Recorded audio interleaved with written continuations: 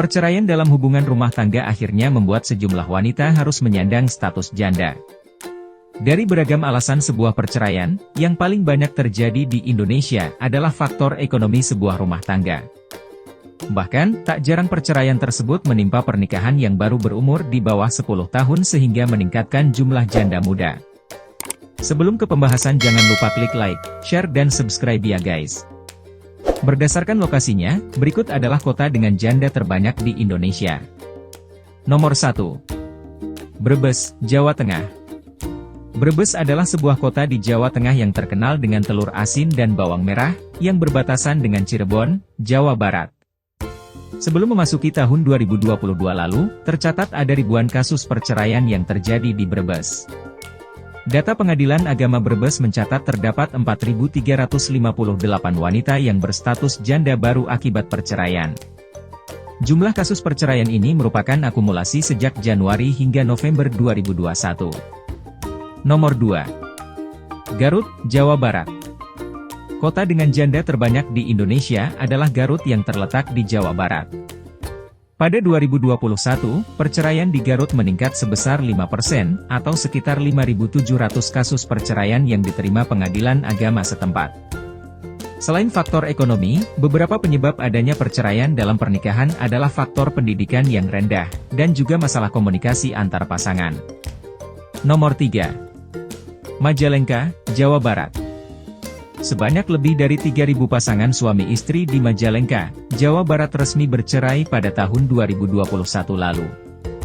Faktor ekonomi paling menjadi pemicu kasus perceraian di Majalengka, yang mayoritas dilakukan oleh pasangan suami istri di bawah 30 tahun. Nomor 4. Malang, Jawa Timur. Pada 2021, jumlah putusan kasus cerai talak 621 kasus dan putusan cerai gugat di Malang mencapai 1.736 kasus. Sehingga, total jumlah janda baru di 2021 ada sebanyak 2.357 orang.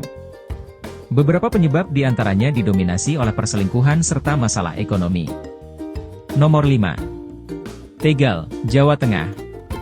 Selain Brebes, kota di Jawa Tengah yang juga termasuk dalam salah satu perceraian yang cukup tinggi adalah kota Tegal. Pada 2020 terdapat 3.593 kasus perceraian yang terbagi antara cerai talak mencapai 815 dan cerai gugat 2.778. Nomor 6. Banyuwangi, Jawa Timur. Dalam jangka waktu beberapa bulan di 2021, Pengadilan Agama, PAK, Banyuwangi, Jawa Timur mencatat ada ribuan kasus perceraian yakni sebanyak 4.027 perkara. Setiap bulannya, PAK Banyuwangi menerima ratusan kasus yang didominasi cerai gugat. Nomor 7. Lamongan, Jawa Timur. Kota atau kabupaten dengan janda terbanyak di Indonesia selanjutnya yaitu Lamongan, Provinsi Jawa Timur. Pasalnya, di kota ini sebanyak 2.491 penduduk wanitanya berstatus janda. Hal itu mengacu kepada data PAK Lamongan pada 2020.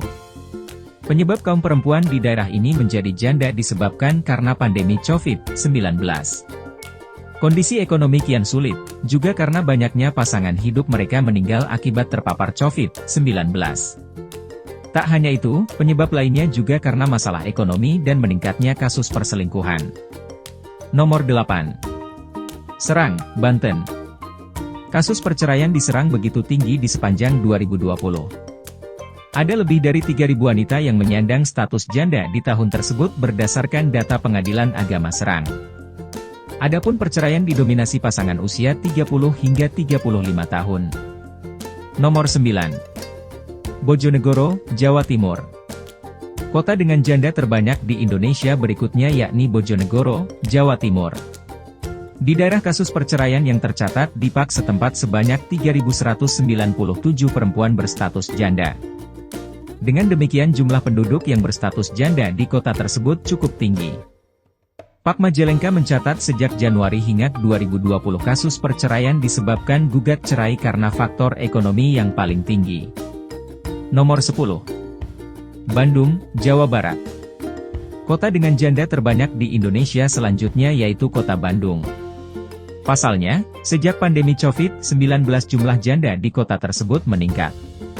Berdasarkan data dari Pak setempat, sebanyak 3.209 wanita menjadi janda baru di Kota Bandung, 1.355, dan Cimahi, 1.854, selama 4 bulan terakhir. Terima kasih telah menonton video sampai habis. Semoga informasi yang kami berikan dapat bermanfaat dan bisa memberikan wawasan.